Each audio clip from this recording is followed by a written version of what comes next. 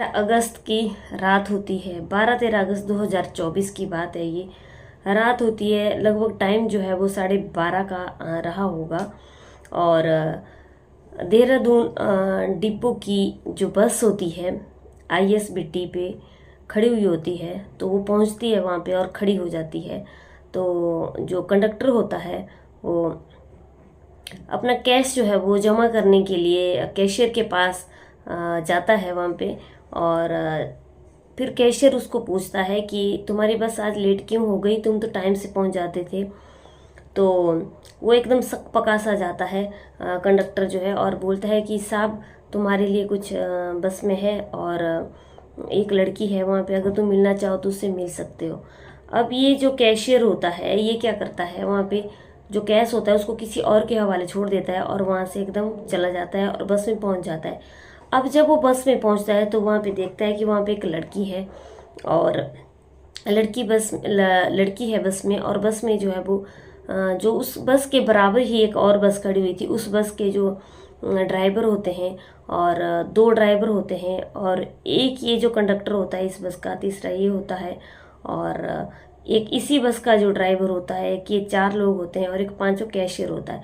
अब ये बार बार जो है वो उस लड़की के साथ जो है वहाँ पे उसका बलात्कार कर रहे होते हैं और उसके साथ दरिंदगी कर रहे होते हैं। अब क्या होता है कि लड़की जो है वो काफ़ी सहमी हुई होती है, घबराई हुई होती है, और जब इनका मन भर जाता है तो ये वहाँ से चले जाते हैं।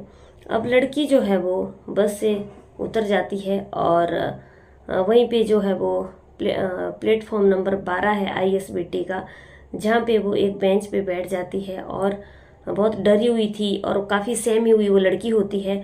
तो वहीं पे एक गार्ड होता है, गार्ड की नज़र वहाँ पे उस लड़की के ऊपर पड़ जाती है, और वो एकदम गार्ड से पूछती है कि बस कब चलेगी, और उसको जो है वो उसको जो है पंजाब जाना है। तो गार्ड को कुछ वहाँ पे अजीब सा लगता है, और उस लड़की के इर्द गिर्द जो है वो एक आदमी घूम रहा होता है, और गार्ड जो है वो उस आदमी को देख लेता है। जब गार्ड इस आदमी को देख लेता है तो गार्ड को कुछ जो है वो वहाँ पे हालात सही नहीं लगते हैं। अब गार्ड क्या करता है, 1098 पे फ़ोन कर देता है, और ये चाइल्ड वेलफेयर का नंबर होता है, चाइल्ड वेलफेयर हेल्पलाइन का नंबर होता है, और वो उनको बता देता है कि वहाँ पे जो है वो एक लड़की है, और आप आकर के इससे कुछ पूछ सकते हैं, और कुछ वहाँ पे कुछ अजीब सा लग रहा है। अब थोड़ी देर में जो है वो चाइल्ड वेलफेयर हेल्पलाइन की जो पुलिस होती है और सारी टीम उनकी वहाँ पे पहुँच जाती है, और वो लड़की से बात करने की कोशिश करते हैं। लड़की को जो है वो एकदम घबरा जाती है, और काफ़ी परेशान हो जाती है, और 2-3 दिन तक जो है वो जो महिला पुलिस होती है वो लड़की से काउंसलिंग कर रही होती है। अब लड़की के मुंह से ये एक बार ये निकलता है कि उन्होंने मेरे साथ गंदा काम किया है, और बहुत घबराई हुई होती है। बस वो लड़की ऐसा बोलती है, तो वो लड़की से वो बार बार पूछने की कोशिश करते हैं कि उसके साथ किसने गंदा काम किया है और क्यों किया है। लड़की कुछ बता पाने की स्थिति में नहीं थी, उसकी मानसिक स्थिति जो थी वो बहुत ज़्यादा खराब हो गई थी, और अब लड़की की जो है वो मानसिक स्थिति बहुत बुरी तरह से खराब हो गई थी। जी हाँ दोस्तों, राधे राधे, आदाब, सत श्री अकाल, नमस्कार। आप सब लोगों का मेरे यूट्यूब चैनल में बहुत ज़्यादा हार्दिक अभिनंदन है। उम्मीद करती हूँ कि आप लोगों को हमारी कहानी अच्छी लगेगी, तो लाइक शेयर कमेंट ज़रूर करना। तो दोस्तों, आज की कहानी जो है वो है हमारी उत्तराखंड की राजधानी देहरादून की। तो चलिए, कहानी मैंने आपको अभी आधी बता दी है। अब आगे क्या होता है कि जब वो लड़की एकदम घबराई सी होती है तो पुलिस जो है वो वहाँ पे जाती है, और उस जो संदिग्ध आदमी होता है उसका एक स्केच बनाती है, उसका एक फ़ोटो बनाती है, और सारी जगह वहाँ पे डिपो में लगा देती है, और लोगों से पूछताछ करती है कि इस आदमी को किसने देखा है। तो वहाँ पे नॉर्मली होकर के लोग बोलते हैं कि हाँ उन्होंने उसको देखा है, हाँ उन्होंने देखा है। तो एकदम पुलिस जो है वो वहाँ पे वो जो CCTV कैमरे होते हैं वहाँ पे सारे CCTV कैमरे खंगालती है, और CCTV कैमरे की फुटेज निकालती है। अब CCTV कैमरे में जो है वो आदमी वहाँ पे दिखाई देता है, और उसका स्केच बना करके पुलिस जब लोगों को पूछने लगती है तो वो आदमी जो है वो एकदम पुलिस उसको पकड़ लेती है, और पकड़ के उसको पुलिस स्टेशन ले आती है। पुलिस स्टेशन में आकर के उससे पूछताछ करने लगती है। तो वो जो आदमी वो कहानी बताता है वो एकदम ऐसी कहानी है कि जिसने भी उस कहानी को सुना उन लोगों ने जो है वो यही बोला कि इंसान के अंदर जो है वो इतनी भी इंसानियत नहीं है। अब 12 और 13 अगस्त की बात है जो उस आदमी ने बताई। टाइम जो है वो 4:30 बजे का था। एक लड़की आती है और बस कंडक्टर से जो पूछती है तो कि उसको देहरादून जाना है और उसको पंजाब जाना है, तो बस जो है वो कौन सी है, वो कौन सी बस में बैठे। अब लड़की जो है वो एकदम अपनी मस्त धुन में होती है, एकदम बेखौफ होती है।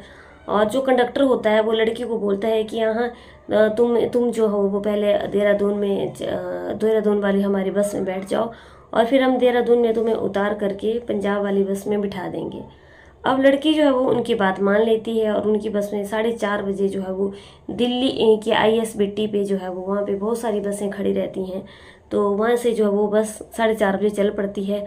अब टाइम जो है वो 10:30 बजे का होता है कि देहरादून ISBT पे जो है वो बस पहुँच जाती है और सभी सवारियाँ जो है वो उतरने लगती हैं और बस सारी खाली हो जाती है। अब जो है वो ड्राइवर और कंडक्टर वहाँ पे रह जाते हैं। तो ड्राइवर और कंडक्टर जो है वो बोलते हैं कि अब बस उनको, उस लड़की को जो है वो एक बस और बदलनी है और पंजाब आ जाएगा। अब वो ड्राइवर और कंडक्टर जो है वो लड़की के साथ छेड़खानी करने लगते हैं, उसके साथ उसके कपड़ों के साथ छेड़खानी करने लगते हैं। तो लड़की काफ़ी घबरा जाती है और वो उसके साथ बार बार जो है उसके साथ दरिंदगी करने लगते हैं और एक के बाद जो है वो दूसरा करने लगता है। अब जो है वो ये कंडक्टर जो है वो एकदम जाता है और कैश जमा करने के लिए कैशियर के पास जाता है।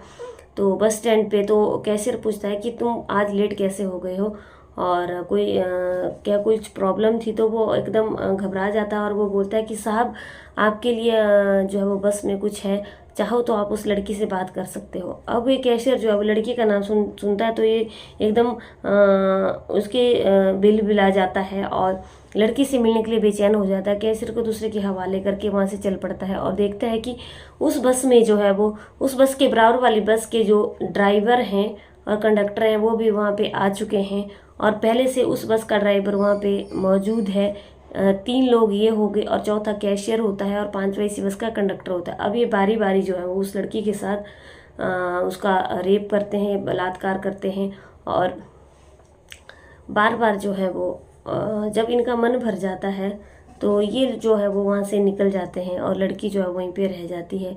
अब ये एक आदमी जो होता है, इसी बस का कंडक्टर जो है वो लड़की के इर्द गिर्द वहाँ पे घूमने लग जाता है ताकि लड़की जो है किसी के साथ बात ना करे और किसी की लड़की के ऊपर नज़र ना पड़े।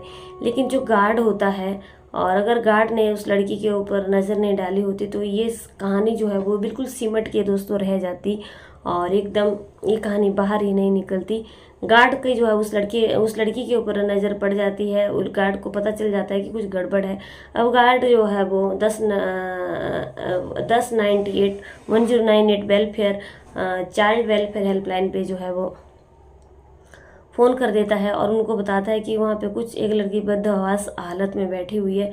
तो एकदम पुलिस आती है और लड़की को अपने साथ ले जाती है और फिर ये कंडक्टर जो है वो, फिर पुलिस जो है वो उस लड़की से सारी बातें पूछती हैं। तो लड़की जो है वो ये बताती है कि उसका तो गंदा काम हुआ, लेकिन लड़की जो है वो इस हालत में नहीं होती है कि वो आगे कुछ बात कर सके।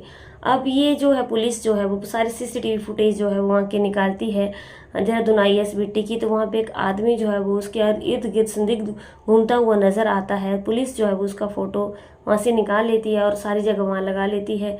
तो लोगों से पूछताछ भी करती है तो लोग बता देते हैं और पुलिस जो है उसको एकदम अरेस्ट कर लेती है। अब ये कंडक्टर जो है वो सारी बातें बता रहा है और इस बस में जो है वो जो ड्राइवर होता है वो धर्मेंद्र कुमार होता है, जिसकी उम्र 32 साल होती है। पुत्र जो पिता का नाम यशपाल सिंह होता है और निवासी ग्राम जो है बंजारा वाला ग्रांट थाना बगला बुग्गा वाला का होता है और ये हरिद्वार का रहने वाला होता है। और दूसरा देवेंद्र होता है जिसकी उम्र जो है वो 52 साल है। ये बस का कंडक्टर होता है, ड्राइवर है धर्मेंद्र होता है।